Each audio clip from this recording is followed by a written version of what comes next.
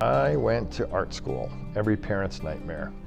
I went first to Alfred University in New York State and then to Tyler School of Art in Philadelphia. It taught me history, color theory, but not a lot else. Just went to art school. That's all I knew. All I knew I wanted to do was just do art. I thought I was going to do 2D, illustration, painting, that kind of printmaking, photo, that kind of thing. But we had to take a sculpture class. So signed up for a couple different ones: ceramics, woodworking, and glass. Glass was probably the hardest class to get into. Everybody wanted to get into glass. So there was, I think, 85 people trying to sign up for glass, and I was one of the 16 that got in.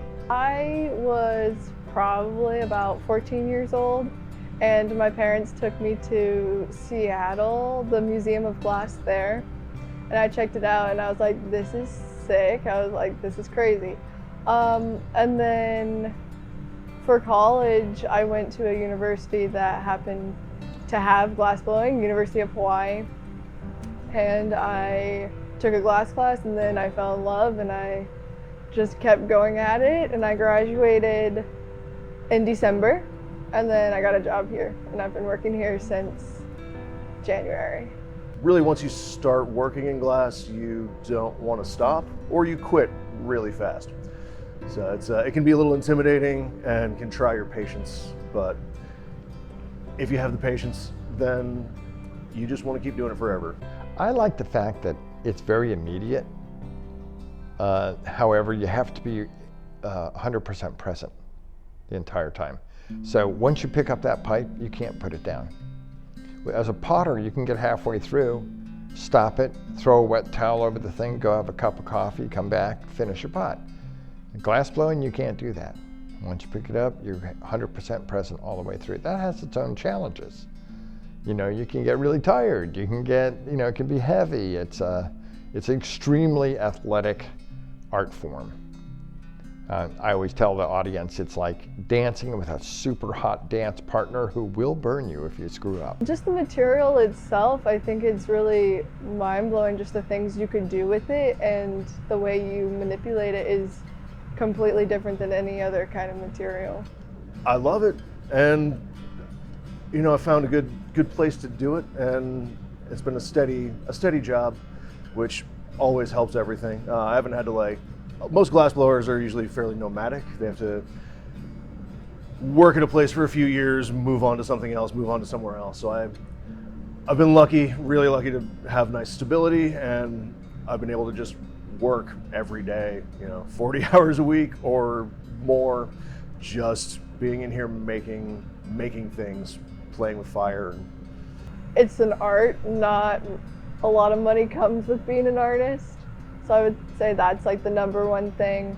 I think working with people too, you have to work really well with people when making things, and that's usually a big struggle, to find somebody that you work well with, that you get along with.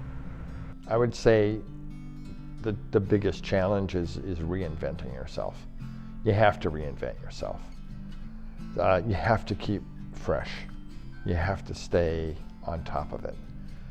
I think when I first started out, it was a big struggle because not only am I a woman, but I'm pretty small and I'm pretty weak, and everyone would, I guess, just look down upon me as oh, she can't help me because she can't lift anything, she can't do anything.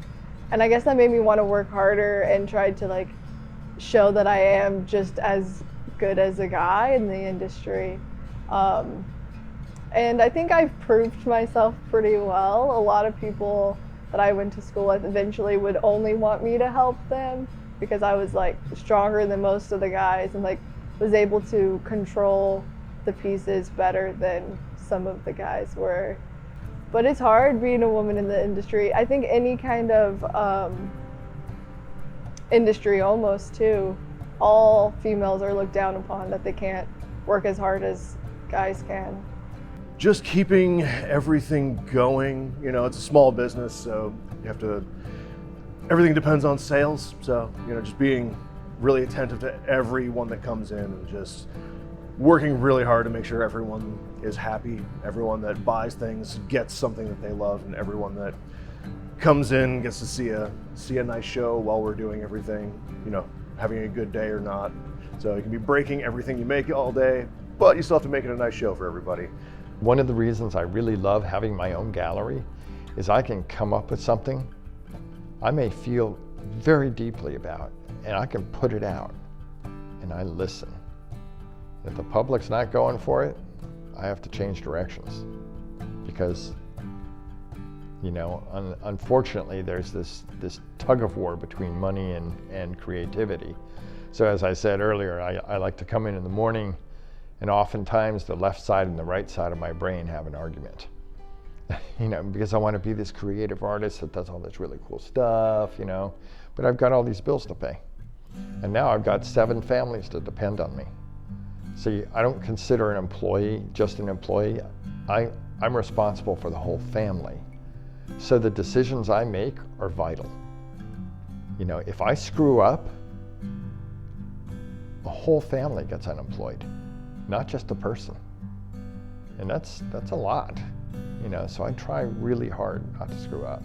There's a lot of studios out there that it's someone who just wants to be in the studio and just do their work and not deal with people and be able to make stuff and then just take it out and show it somewhere else. Have other people be their face. We have to do everything, and that I think is really good because it helps for people to, you know, meet the artist, see the process, and really, you know, just kind of educate people on the process and the art in general. Success, I think, has to do with being too stubborn to fail. You know, if you're gonna, you know, hit a rough spot and just go, I don't want to do this anymore, it's too hard. Well, sorry. You know, believe me, there's plenty of tough times. There's plenty of times I go home and I'm wondering if I'm ever even going to be able to make payroll. You know, but you got to tough it through and you have to do it. And everyone gets paid before you. So my check's the first to go. It goes a lot. Take every opportunity you can. You can't learn anything in glass. You can't be better at making things without making them, and you can't make things without failing a lot, breaking a lot of stuff. So you have to kind of be fearless and be patient and just be willing to do the work and, you know, push through the broken glass and the really ugly glass. Keep trying, keep sticking with it, and don't give up. Because it's hard, but nothing's that hard if you just keep trying. Practice makes perfect. Sometimes, you know, I come here every day and it's, you know, oh my God, I'm trying to do this. You know, and it's almost like I've developed blinders, you know. And then I'll bring somebody here in my car who's never been here before. And they see the building and they're just like, wow. And for a moment, the blinders fall off and I get to see it for what it is. It really is pretty cool. You know, sometimes I drive by here at night and I'm like, God, you know, I just can't quite believe I pulled it off. You know, there's a lot of reasons that I really shouldn't have been able to pull it off, but I have been able to pull it off. One of the things I always wanted to do was supply a place where anyone can come and see the craft done for free. And you don't have to match a mortgage payment to get something if you want it. You know, just come on out, relax, enjoy yourself. I don't care if you buy anything. I would prefer someone to come here 30, 40 times and finally leave with something they love than ever feel like the pressure to get anything. You know? It's not about ego. It's not about money. It's about relationships. You know? That's what it's about.